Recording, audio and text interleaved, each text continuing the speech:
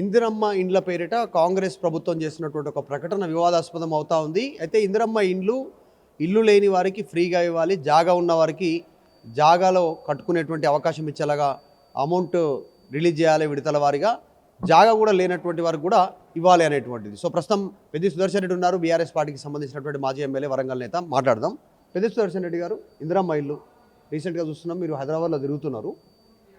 లక్ష ఇందిరమ్మ ఇండ్లు మొదటి విడతలో హైదరాబాద్లో అనేటువంటి స్టేట్మెంట్, తర్వాత నియోజకవర్గాల వారిగా మొత్తం రాష్ట్ర వ్యాప్తంగా సంబంధించి మొదటిదాకా ఫ్రీ, ఇప్పుడు డబ్బులు వసూలు చేస్తూ ఉన్నారా? దాని మీద ఏం ఏం ఏం మాట్లాడుతున్నారు? ఇప్పుడు రూరల్ తెలంగాణలో ఇందిరమ్మ పథకం అని చెప్పి అధికారంలోకి వచ్చిన తర్వాత మొదటి విడత మంజూరు అని చెప్పిళ్ళు. ఏ ఒక్క లబ్ధిదారుడికి కూడా ఉచితంగా ఇల్లు వచ్చిన దాఖలాలు ఖచ్చితంగా ఆ గ్రామానికి చెందినటువంటి, ఆ ప్రాంతానికి చెందినటువంటి అధికార పార్టీ నేతకో ప్రజాప్రతినిధికో 50,000కు మించి ఫోన్పేనో గూగుల్ పేనో ప్రత్యక్షంగా చెల్లిస్తే తప్ప లబ్ధిదారు ఎంపిక జరిగే పరిస్థితి లేదు.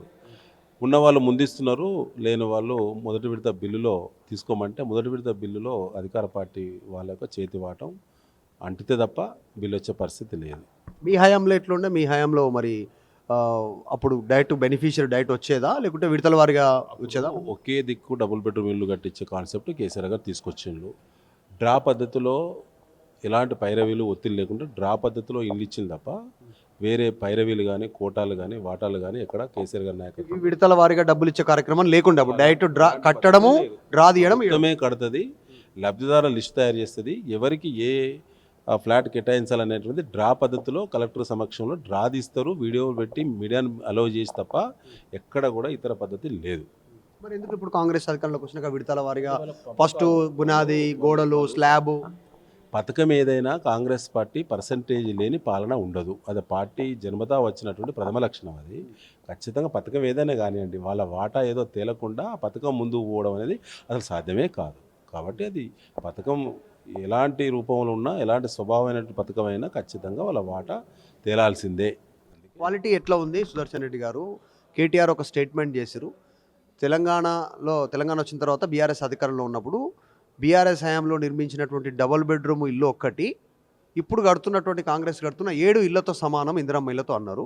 ఇప్పుడు మీ పైన కూడా ఆరోపణలు వచ్చినాయి, అప్పుడు సిమెంట్ గోడుతో గీక్తో వచ్చింది, కానీ ఎందుకు ఆ మాట అన్నారు? ఇప్పుడు ఎట్లుంది వాళ్ళ క్వాలిటీ? ఎన్ని వచ్చినా ఇప్పుడు తెడతెలమైంది కానీ, ఇప్పుడు ఆనాడు కేసీఆర్ గారి నాయకత్వంలో కొల్లూరు లాంటి ప్రాంతంలో కూడా వేల లక్షల ఇండ్లు ఆనాడు హైదరాబాద్ చుట్టుపక్కల ప్రాంతంలో అనేక నగరాల్లో ప్రభుత్వ స్థలాలు అనువుగా ఉన్నటువంటి దొరికిన దగ్గర నిర్మించినటువంటి ఆ డబుల్ బెడ్రూమ్ ఇళ్లకు ఇవాళ కాంగ్రెస్ ప్రభుత్వం ప్లాన్ చేసిన దానికి క్వాలిటీ విషయంలో ఖచ్చితంగా తేడా ఉంటుంది. ఎందుకన్నారు ఒకటి ఈక్వల్ టు 7 అన్నారు? ఖచ్చితంగా 7 కాదు, నాకు తెలిసేది ఇంక ఎక్కువనే. 7 అంటే దాని ఉద్దేశం ఏంటంటే, ఒకటి ఫస్ట్ ఆఫ్ ఆల్ అందులో వాళ్ళ పర్సంటేజు ఆ క్వాలిటీ తగ్గించి కాంగ్రెస్ పర్సంటేజు తీసుకుంటున్నారు. దానివల్ల క్వాలిటీ చెక్ లేదు, ఎట్లా కట్టినా పర్వాలేదు, ఆ నిమిషానికి ఫోటోకు ఉపయోగపడితే చాలనేది తప్ప దాని భవిష్యత్తు ఏంది, ఒక కుటుంబానికి ఒకసారి ప్రభుత్వం ఇల్లు ఇచ్చిన తర్వాత ఒక జనరేషన్కి సరిపోయే జీవించేంత లైఫ్ ఉండాలి, ఇల్లుకు ఉండాలి. అవన్నీ చూచి ఆ ప్రమాణికాలు పాటించే పరిస్థితుల్లో కాంగ్రెస్ పార్టీ ఎక్కడ కూడా లేదు. ఇవాళ హైదరాబాద్ గురించి కూడా మాట్లాడుతున్నారు కదా, ఏమంటున్నారు 1,00,000 ఇండ్లు హైదరాబాద్లో. అవి హైదరాబాద్లో 1,00,000 ఇందిరమ్మ ఇండ్లు కట్టేటువంటి ప్రచారం అనేది ఇలా హోర్డింగ్స్ పెట్టారు విరివిగా. అదంతా ఖచ్చితంగా జిహెచ్ఎంసీ ఎన్నికలు పెట్టాలి. కాబట్టి ఇలా 3 కార్పొరేషన్లుగా హైదరాబాద్ మహానగరం విడదీయబడింది. కాబట్టి 3 కార్పొరేషన్లలో కాంగ్రెస్ పార్టీ 3వ స్థానాన్ని పోయేటువంటి ప్రమాదం ఉన్నదని చెప్పి అనేక సర్వేల్లో తేలింది. కాబట్టి ఈ 1,00,000 ఇండ్ల డ్రామా తప్ప అందులో స్లమ్స్లో ఎవరైతే పేదవాళ్ళు ఉన్నారో, ఇల్లు లేని వాళ్ళు వాళ్ళ ఓట్లు దోచుకునేటువంటి డ్రామా తప్ప ఇది ఏమాత్రం ముందుకు పోదు. 1,00,000 ఇండ్లు అంటున్నారు, బడ్జెట్ అలొకేషన్ మాత్రం చాలా తక్కువ జరిగింది అంటున్నారు. ప్రచారం పోస్టర్లంతా 1,00,000. కాంగ్రెస్ పార్టీ పథకం ఏది అది చేసినా 1,000 కోట్ల ఖర్చు అంటారు, 50 కోట్ల కేటాయింపు ఉంటుంది. ఆ ఎక్స్పెండిచర్కి అదేవిధంగా కేటాయింపులకి ఉండేటువంటి వ్యత్యాసం చూస్తేనే ఆ పథకం పట్ల కాంగ్రెస్ పార్టీ లోపల ఏం ప్లాన్ చేసిందని చెప్పి అర్థమైపోతుంది అందరికీ. కాబట్టి కేటాయింపులను బట్టి ఆ పథకం ముందుకు వద్దా లేదా స్పష్టంగా అర్థమవుతుంది. ఇలా కేటాయింపులు ఉండేది గోరంతా, వారు చెప్పేది కొండంతా. ఇలా 1,00,000 ఇండ్ల సంబంధించి కూడా ఇలా కేటాయింపులకి ఖర్చుకి చాలా వ్యత్యాసం ఉంటుంది. దానికి ఖచ్చితంగా అది ఎన్నికల డ్రామా, ఎన్నికల స్టంటు, అది జిహెచ్ఎంసీ ఎన్నికల డ్రామా. ఎందుకంటే ఇలా జిహెచ్ఎంసీ ఎన్నికలో 3వ స్థానానికి పడిపోయి లేదా గౌరవప్రదంగా గెలవకపోయినా కార్పొరేషన్లు కొట్టకపోయినా ముఖ్యమంత్రి రేవంత్ రెడ్డి స్థానానికే ముప్పున్నది కాబట్టి వాళ్ళు ఇలాంటి డ్రామాకు తెరలేపడం జరిగింది. కొల్లూరు లాంటి ప్రాంతాలు కాస్ట్లీ ప్రాంతాలు అంటారు, మీరు ఫ్రీగా కట్టిరు, ఒక ప్రభుత్వం నిర్ణయం తీసుకుంది జనాల నుంచి అంటారు. ఇప్పుడు కట్టేటువంటి 1,00,000 ఇళ్లలో 6 నుంచి 7 లక్షలు వసూలు చేస్తుంది. మీకు నెక్స్ట్ రిజిస్ట్రేషన్లో 20 నుంచి 30 గజాలు మీ పేరు మీద ఉంటాయి. అంటే ప్రైవేట్ అపార్ట్మెంట్ స్టైల్ చెప్తా ఉన్నారు. మరి ఫ్రీ అన్నారు, హైదరాబాద్లో ఫ్రీ కాదా? లాస్ట్కి ఇందిరమ్మ గారి పేరు ఈ దేశానికి మొదటి మహిళా ప్రధాని అయినటువంటి ధైర్యవంతురాలని పేరు తెచ్చుకున్న ఇందిరమ్మ పేరు చివరికి రియల్ ఎస్టేట్కి వారు ఒక ప్రత్యేకమైనటువంటి ఇక అనకూడదు, బట్ అలాంటి పేరు పెట్టడమే కరెక్ట్ కాదు. సో పెట్టినప్పుడు రియల్ ఎస్టేట్ తలపించేటువంటి విధంగా స్కీమును డిజైన్ చేయడం అనేది అది కాంగ్రెస్ పార్టీ పేరు చెప్పే కార్యకర్తలకు అవమానం, ఇందిరమ్మ కుటుంబానికి అవమానం. ఇలా రాహుల్ గాంధీ గారు కూడా తీవ్రమైన అవమానం. అది వాళ్ళు సమీక్షించుకోవాలి. జిల్లాలలో ఎట్లుంది, నియోజకవర్గాల్లో ఎట్లుంది?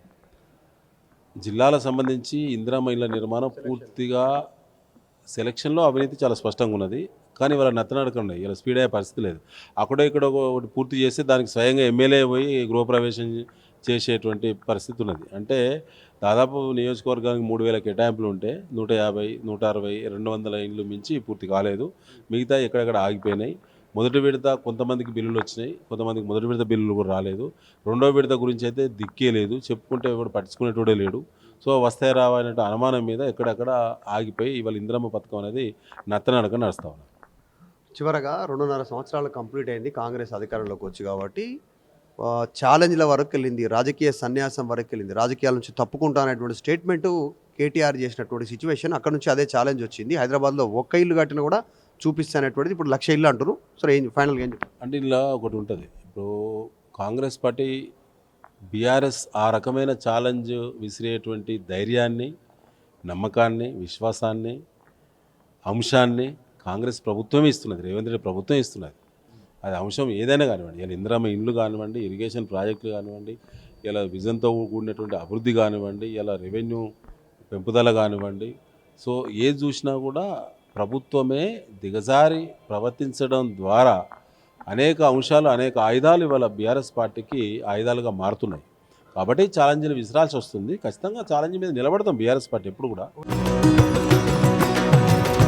25 ఏళ్ల ప్రస్థానం, ప్రవాసంలో మన సంస్కృతి సామ్రాజ్యం, మన సిలికానాంధ్ర ఇప్పుడు అమెరికా గడ్డ దద్దరిల్లేలా, తెలుగు రక్తం ఉరకలెత్తేలా, చరిత్ర పుటల్లో నిలిచిపోయే రజతోత్సవ మహా సంగ్రామ సంబరం, విశ్వవ్యాప్త తెలుగు దిగ్గజాల అక్షర కవాతు, అద్భుత కళా వైభవం. రండి, మన అస్తిత్వాన్ని, విశ్వఖ్యాతిని చాటి చెబుదాం. ఆగస్టు 1న అమెరికా కాలిఫోర్నియా ఓక్లాండ్ ఎరీనాలో సిలికానాంధ్ర రజతోత్సవ వేడుకలో పాల్గొందాం.